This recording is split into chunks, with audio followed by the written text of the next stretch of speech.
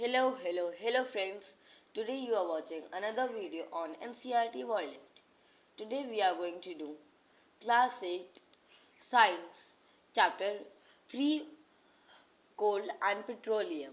So, what are we going to study in this? हम लोग इसमें पढ़ेंगे क्या? What are natural resources? हमें ये पता है नेचुरल रिसोर्सेज होते हैं, पर ये होते क्या है ये पढ़ेंगे. टाइप्स ऑफ नेचुरल रिसोर्सेज, इनके क्या टाइप होते हैं नेचुरल रिसोर्सेज के. कोल के बारे में पढ़ेंगे, पेट्रोलियम के बारे में पढ़ेंगे, उसके बाद नेचुरल गैस के बारे में भी पढ़ेंगे, और why we need to save fossil fuel को क्यों बचाना है ये भी पढ़ेंगे. क्योंकि अगर हमें पता नहीं है फॉसिल फ्यूल को क्यों बचाना है और ये है क्या और हमारी लाइफ में कितनी इम्पोर्टेंस है, तो हम इन्हें क्यों बचाएंगे. हमें पता ही नहीं है हमारी लाइफ में इनकी इम्पोर्टेंस क्या है. इनकी इम्पोर्टेंस जानेंगे और हम लोगों को क्यों बचाना है ये भी जानेंगे. चलो आगे बढ़ते हैं. What are natural resources? Resources supplied by nature like water, air, sun and soil, trees, forest, wildlife, petroleum, coal, and natural gas and minerals. ये जो है ये इन्हें नेचुरल रिसोर्सेज कहा जाएगा. जो रिसोर्सेज हमें नेचर देता है, जैसे आपको फोटो में दिख रहा होगा, वाटर है, लैंड है, ऑयल है, एनिमल्स है, विंड एंड सोलर पावर है. ये सब जो है आपका नेचर देता है आपको. ऐसा तो है नहीं कि आपने विंड मिल बनाया तो विंड भी आपने ही बनाई, आपने सोलर पैनल बनाया तो सोलर लाइट भी आपने बनाई, मतलब सन भी आपने बनाया. ऐसा तो पॉसिबल नहीं है.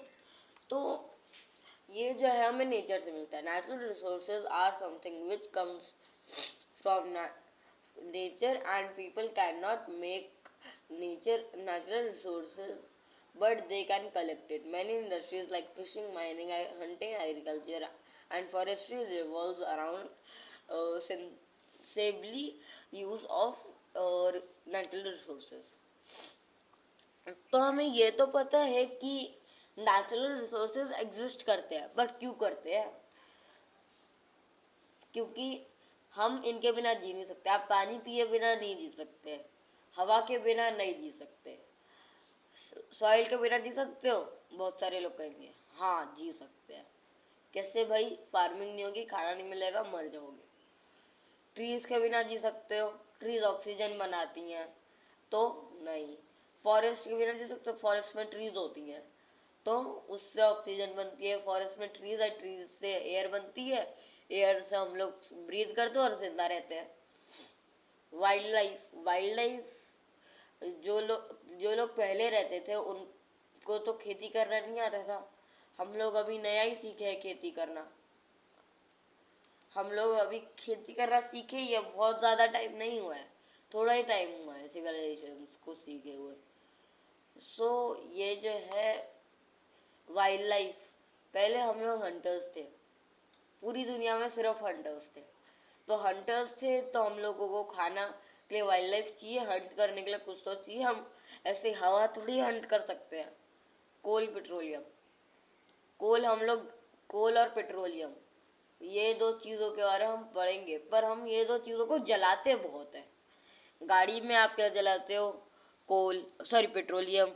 वैक्स, आप जो कैंडल जलाते हो वो क्या होती है? पेट्रोलियम.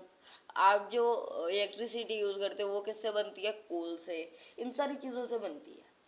और ये जो है ना, बहुत सारी इंडस्ट्रीज जो है उसे अपने सिर पे लेके चलता है. अगर ये नहीं होगा तो फिर ये इंडस्ट्रीज खत्म हो जाएंगी. जैसे फिशिंग ले लो. फिशिंग तो आप पानी के अंदर करते हो और वो वाइल्ड लाइफ है. माइनिंग, रिसोर्सेज निकाल रहे हो. हंटिंग का मैंने आपको बताया. एग्रीकल्चर और फॉरेस्ट्री, ये सब जो है बहुत इम्पोर्टेंटली इन चीज़ों का यूज़ करते हैं. क्योंकि अगर ये नहीं होंगे, जैसे सन नहीं होगा, एयर नहीं होगा, वाटर नहीं होगा, तो ये सब भी एग्जिस्ट नहीं करेंगे. तो आगे बढ़ते हैं. Types of natural resources. Natural resources are classified into 2 categories. तो टाइप्स मतलब उसके टाइप वो अलग अलग हैं, उसमें भी कैटेगरीज है. तो वो है इनएग्जॉस्टिबल और एग्जॉस्टिबल, 2 कैटेगरीज है. These are always available, won't run out no matter how much we use them. Think of a sunlight and air, there is plenty of these for everyone as they are unlimited and easily renewed by nature. They are also called renewable resources. तो आपको क्या लगता है इनऑक्सॉस्टेबल यानी कि इन और exhaustible दोनों अलग अलग वर्ड है. एग्जॉस्टेबल यानी कि खत्म करने जिसे आप खत्म कर सकते हो. इन मतलब जो पॉसिबल नहीं है इस वर्ड के केस में. इन एग्जॉस्टेबल के साथ लगा देंगे जो कभी खत्म नहीं हो सकता. तो आप सनलाइट खत्म कर सकते हो, एयर खत्म कर सकते हो, आप पानी खत्म कर सकते हो. ये जो है नेचुरल रिसोर्सेज है जिन्हें आप खत्म नहीं कर सकते. पर कुछ होते हैं एग्जॉस्टेबल जिन्हें आप आराम से खत्म कर सकते हो. These are limited in amount and can be depleted easily if we are not careful. Example includes forest, wildlife, mineral, coal, oil and natural gas. They are limited and not easily renewed in nature. They are also called non-renewable resources. तो ये जो resources होते हैं ये ऐसा तो है नहीं कि सिर्फ ऐसे रिसोर्सेज ही एग्जिस्ट करते हैं जो कभी खत्म नहीं होंगे. पर ऐसे भी रिसोर्सेज एग्जिस्ट करते हैं जो खत्म हो जाएंगे. जैसे आप यहाँ साइड में देख सकते हो कि ये जो ऑयल है, ऑयल की आपको पिक्चर दिख रही है ऑयल माइनिंग की. उसके बाद ये जो है इलेक्ट्रिक प्लांट है कोल का. ये न्यूक्लियर पावर प्लांट है. न्यूक्लियर पावर प्लांट को भी कुछ चीज़ें चाहिए चालू रखने के लिए. नेचुरल गैस, इन सब चीज़ों को हम ख़त्म कर सकते हैं. हम चाहे तो बहुत सारी चीज़ों को ख़त्म कर सकते हैं. नेचुरल लाइट ये सब हम ख़त्म कर सकते हैं. तो हमें ये सब संभाल के यूज़ करना चाहिए. तो आगे बढ़ते हैं. Fossil fuels. तो अब आते हैं मेन चीज़ पे. Fossil fuels. तो आपको नाम से क्या लग रहा है? फॉसिल फ्यूल्स मतलब फॉसिल फ्यूल्स जो किसी फॉसिल का मतलब जो किसी के अवशेष से बना हो. और ऐसा नहीं है कि ये 3-4 या फिर 10 साल 100 साल में बन जाता है, 1000 साल में बन जाता है. मिलियंस ऑफ ईयर लगते हैं. और ये जो फॉसिल और फ्यूल का मतलब जो एनर्जी प्रोवाइड करे, जो बर्न हो और एनर्जी प्रोवाइड करे. तो इसका इन टोटल मतलब क्या निकला? फॉसिल फ्यूल मतलब किसी के अवशेष जिनसे फ्यूल बनता है. ये ऑब्वियसली इंसानों का तो होगा नहीं. These were form the remain of ancient plant and animal. तो हमें पता चल गया ये हम इंसानों की बॉडी नहीं है, ये जो है पुराने प्लांट्स और एनिमल की है. So they are called fossil fuels. So इन्हें फॉसिल फ्यूल कहते हैं. मैंने आपको बताया ना बहुत पुराने और फॉसिल से बने इसलिए fossil fuel. These are exhaustible. ये खत्म हो सकते हैं जैसे coal, petroleum, natural gas. These all are exhaustible easily by human beings. These are the dead organisms of living organisms. Fossil by understanding how we use these resource making smarter choice. We can help ensure they last longer and protect environment. तो देखो ये जो है अर्थ थी एक time पे. ये line अर्थ है. ये अर्थ का सरफेस है और यहाँ से जाते जाते ये ऐसे उठा हुआ है, ऐसे उठा हुआ है बड़ा सा, ऐसे बड़ा बड़ा सा उठा हुआ है यहाँ पे. तो कुछ टाइम में क्या होगा? सॉइल एरोज होगा और फिर ये यहाँ से फिर ये यहाँ क्या कहते हैं यहाँ से खत्म होके यहाँ पे आ जाएगा.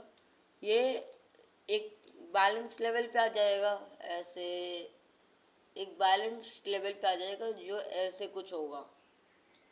ये एक बैलेंस लेवल हो गया जिसपे सॉइल जो यहाँ पहाड़ थे अब वो सब इरोज होके ऐसे हो गए हैं. इस लाइन में हुआ है। तो ये ऐसा नहीं है कि 3-4 फुट है, ये तो हमने बहुत छोटे लेवल पे देखा, पर ये बहुत बड़े लेवल पे होता है। और बड़ा लेवल मतलब मैं ऐसे नहीं बात कर रहा हूँ कि 2 फीट 3 फीट, ये ऑलमोस्ट 10 to 20 फीट पे हो जाता है कई बार, और कई बार उससे भी ज़्यादा। तो ये जो है ना, इसको सॉइल इरोजन कहते हैं। सपोज ये जो लैंड है, यहाँ एक नारियल का झाड़ था, नारियल का नहीं, पीपल का पेड़ था, ये आपका पीपल का पेड़। तो अगर जब यहाँ इरोजन हुआ तो पेड़ है, कभी ना कभी गिरेगा, नहीं गिरेगा ऐसा पॉसिबल नहीं है। और ये आपका हो गया कुत्ता, हो गया ये बिल्ला, ये आपका बिल्ला हो गया 4 पाँव वाला। बिल्ले के 4 पाँव ये होते हैं, ये आपका 4 पाँव वाला बिल्ला हो गया। अब ये बिल्ला जो है ये मरेगा। ये बिल्ला नहीं, आप इसे मैमूथ ले लो, सोचो ये कितना बड़ा होगा। फिर ये पेड़ कितना बड़ा है मैमूथ के सामने, और ये दोनों गिरे, और उसके बाद ये पेड़ जो है यहाँ से हो गया गायब, ये पेड़ हो गया गायब, और इसकी जगह ये जो पेड़ है ये ऐसे मर गया, और ये मैमूथ भी है मर गया है, और ये सॉइल के नीचे दब गया है। तो अब इनकी जो बॉडी है उस पर इतना फोर्स लगेगा, इतना फोर्स लगेगा, मिलियंस ऑफ ईयर्स लगेंगे, कि इनकी जो बॉडी है ना, वो ऐसे जो लकड़ी है, ये जो लकड़ी है मैमूथ की बॉडी है, इसे कोल और पेट्रोलियम बनने के लिए, अगर ये लैंड सरफेस पे होता है तो ये कोल बनेगा, और अगर पानी के अंदर होता है तो ये पेट्रोलियम बनेगा। और अगर ये गिर गया है, और इसके ऊपर कितना प्रेशर लगेगा कि ये कोल और पेट्रोलियम बनेगा, और उसमें मिलियंस ऑफ ईयर लगेंगे। चलो आगे बढ़ते हैं। Coal, the temperature increased by the sank deeper into earth and under high pressure the temperature dead plants gradually transformed into coal। मैंने आपको बताया ना अभी लास्ट स्लाइड में कि जो प्लांट्स और एनिमल्स मर जाते हैं उनके ऊपर मिट्टी आती है, और उसको इतना फोर्स लगता है, मिट्टी से इतना फोर्स लगता है कि वो कोल और पेट्रोलियम में बन जाते हैं। This slow process is known as carbonization. इस प्रोसेस को हम लोग कार्बनाइजेशन बोलते हैं। Because coal originates from the remain of vegetation, it is categorized as a fossil fuel। ये जो है remains of vegetation, vegetation क्या होता है, जो हम खा सकते हैं। उस टाइम पे तो हम लोग मैमूथ खा सकते थे, पर अब नहीं खा सकते, अब हम लोग रुक गए हैं, अब हम लोगों ने नॉर्मल हो गए हैं। तो हम लोगों का जो डेड वेजिटेशन था, ये हमारा हाथी हो गया, मैमूथ सॉरी, ये हमारा मैमूथ है, हम इसको मार के खा सकते थे। और ये पेड़ है, इससे हम फल खा सकते थे, पर हमें आता नहीं था कैसे करते हैं ना, ये नहीं आता था, तो हमें सीखना था, हमें नहीं आता था कि पेड़ कैसे उगाते हैं। तो हम लोगों का ये वेजिटेशन जो था वो जानवर और यही था, पेड़। तो जब ये जो है दब जाता था तो ये फॉसिल फ्यूल बन जाता था। So next time you think coal, imagine it is as a ancient powerful treasure that fuel our world in many ways। तो अगली बार जब आप सोचोगे ना कि भाई कोल क्या है, तब सोचना कि ये एक एशियंट गिफ्ट है जो हमें अब मिला है, और ये हमारी पूरी दुनिया को बहुत अच्छे से रन करने में हेल्प कर रहा है। तो अब आगे चलते हैं। When coal is heated, its presence of air, in the absence of air, presence of air, it is primarily produced carbon dioxide gas. In industry setting, coal is refined to produce biovaluable products like coke, coal tar and coal gas। So देखो, कोल के भी 3 part है, हर चीज के part है। सो ये आ गया आपका सॉलिड, लिक्विड और गैस। कोल के भी 3 फॉर्म है, हमने 6th में पढ़ा है, शायद 6th में, हाँ 6th में पढ़ा है आप लोगों ने, कि गैस जो है वो हो गया आपका कोल गैस। कोल गैस जो सॉलिड है, कोल तार, लिक्विड कोल तार है, और सबसे अच्छा है कोक। तो हम इन तीनों के बारे में पढ़ेंगे अब। ये 3 कैटेगरीज है। कोक के बारे में पढ़ते हैं। Coke is a tough and process and black substance. Imagine a spongy rock-like material. It is almost pure form of carbon. तो देखो, ये जो है ना कोक, ये पीने वाला कोक, ये पर उससे याद जरूर रख सकते हो कि ये एक फॉर्म है जो सॉलिड फॉर्म है एकदम। ये जो होता है थोड़ा स्पॉन्जी होता है, और ये एकदम पत्थर जैसे मटेरियल से बना हुआ होता है। ये हार्ड होता है और स्पॉन्जी जैसा होता है। अब कहोगे हार्ड और स्पॉन्जी, मतलब दिखता स्पॉन्जी है, हार्ड। ये सबसे प्योर फॉर्म है कार्बन का जो पॉसिबल है। ऐसा नहीं है कि ये प्योर रेस्ट फॉर्म है, सबसे प्योर जो पॉसिबल है उस फॉर्म है ये। Coke help in making steel, extracting various material like a secret ingredient that helps in raw material turning into useful products. अगर आपको, ये आपकी माइन है और यहाँ आपकी फैक्ट्री लगाई हुई है आपने, इसमें आप जो है कोल की हेल्प से यहाँ पे,